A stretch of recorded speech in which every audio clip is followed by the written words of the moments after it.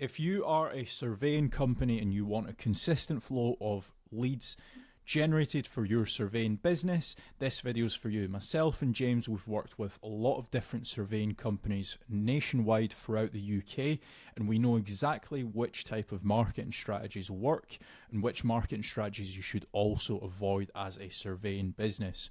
So, James, take it away.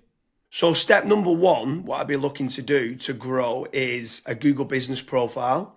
If you already have one, I'd be making certain that I would be reaching out to all my existing clients to try to get me as many 5-star reviews as possible. It's a great way, a Google business profile, to generate more leads. There's obviously getting citations and doing Google business profile posts and uploading photos on there. So that's definitely step one that I would be doing to try to generate more local leads. So step number two, this is kind of to bolster on to your actual Google business profile, is I would be creating dedicated service pages for each of your individual services as SEO optimized pages on your website. Now, the good thing is when you start doing that, it's also going to help, first of all, rank your actual SEO optimized page, but there's also a more likeliness chance of your Google business profile ranking and showing up for those keywords as well. So you're indirectly going to get more phone calls as well. Yeah, for sure. And if you are looking for more local leads, another option that you could be doing is PPC lead generation. That's pay per click within Google or within Bing, where you're trying to target the bottom of the funnel keywords that can try to generate you some more inquiries. The difficult part to this is you need to make certain you do team up with a good pay-per-click agency, because there is click fraud, and there's also needing to build up like a negative keyword list, so it's not people applying for jobs like a careers kind of job.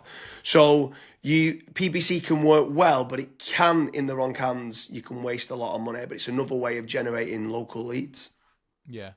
And then after that, you've also got like meta ads as well. So like Facebook, Instagram, where the next time when somebody goes on to Facebook, they might be scrolling, they might see your ad. Now, there's a few different ways that you can set up Facebook ads. You've obviously got option A, which is like lead forms, which is like really easy to do. They don't even leave the Facebook platform, like they never click onto your actual website.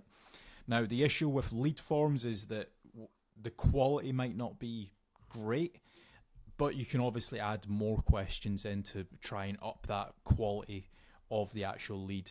Then you've also got conversion ads as well, where that actually gets sent through to your website, and then they fill out the contact form to you or on your website as well. So you've got a couple different options there that you can do. Yeah, for sure. And then another way to grow more local leads could be organic social media. So posting regularly on Facebook, on Twitter, on YouTube, on Pinterest, on Instagram. There's lots of different platforms out there that you can be trying to get there. Reddit's quite big nowadays. In Quora, it's quite big. If people have got questions and you can answer it. So organic social media is another great way to be generating more local leads for your business.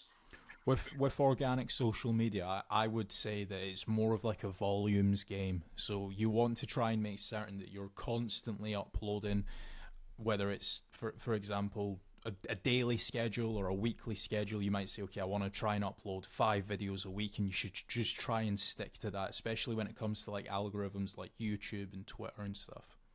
Yeah, for sure. I mean, what's your thoughts on using any sort of AI agents, if they can try to team up with someone to use like N8N to kind of automate and schedule posts on social media?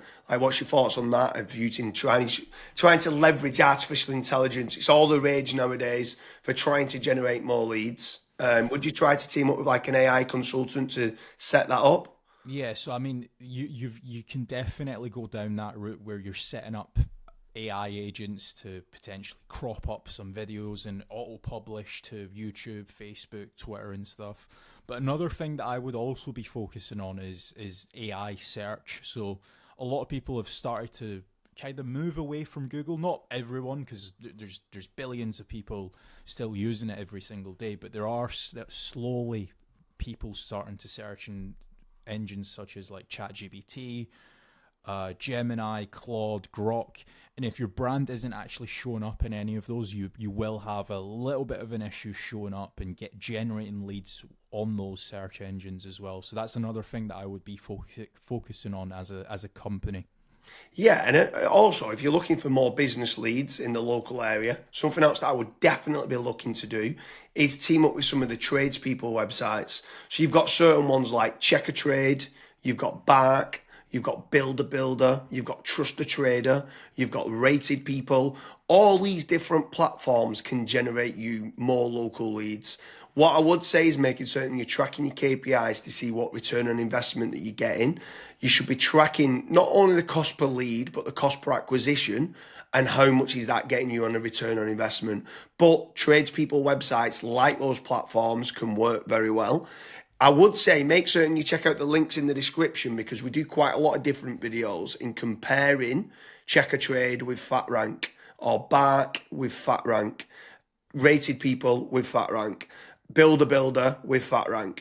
So now, obviously, I've mentioned there FatRank a few times, Kasra. Like, what's your thoughts on lead generation companies as opposed to tradespeople companies? Yeah, so with lead generation companies, I would almost say that every single lead generation company, you want to try and do your due diligence. So make certain that if you are in a specific niche, that lead generation company has actually generated leads in that industry before. I would also maybe even have like a strategy call with them and say like, okay, this is my budget, this is how many leads I ideally want, etc. To make certain that if your actual KPIs do align with that lead generation company, you also want to make certain that what type of leads are they? Are they exclusive leads? Are the leads only going through to yourself? Or are they, for example, shared leads, which that's what a lot of other lead generation tools and lead generation companies do. Like, for example, Bark and Check a Trade and stuff. Whenever myself and James have spoke to company owners that have used those services, that's one of their biggest pain points where they say, yeah, it's a shared lead and it's kind of a rat race down to the bottom of who's the cheapest, basically. So that's a couple things that I would be asking lead generation companies before partnering up with them. Yeah, for sure. I mean, if anyone is interested in generating more local leads, I strongly recommend heading over to fatrank.com, where we have a commission-based lead generation service. That means you only pay a finder's fee on converted jobs. You have nothing to pay on the pay per lead. You have nothing to pay until you get paid, until you convert that job on a pay per sale basis and you've completed the job and been paid. That's when you only have to pay fatrank.com. So head on over to fatrank.com to see whether you qualify. But I want to kind of expand a little bit further, right? So what is your thoughts on inbound lead generation versus outbound lead generation? So I always prefer inbound. The conversion rate of not just getting the lead, but the lead actually converting into a paying customer, into money coming into your business bank account is a lot higher. The last stat that I saw for that was something like 16.1% end up converting into a paying customer as opposed to 1.4% when it's a outbound lead. Yeah, that's pretty crazy. That's like a 12, but yeah, it's 12 times more conversion. Yeah, Like, it's exactly. crazy how much more conversion that is. You need to do a lot of volume for kind of outbound, whether it's cold calling or cold email or like LinkedIn Sales Navigator and stuff like that. And sometimes you just need a lot more staff to do it as well. And people sometimes don't. They're looking at the cost going, I want to generate free leads.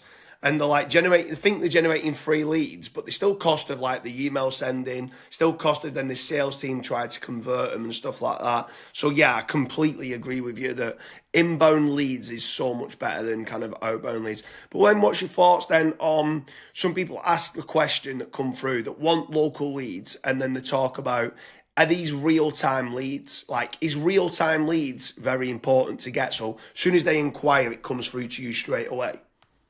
Yeah, it's very important. I think the last stat that obviously we this was internally that we saw was if you are able to get a real time lead, it converts 60% higher than was it 60 or 65%? 60, I think like 63% higher.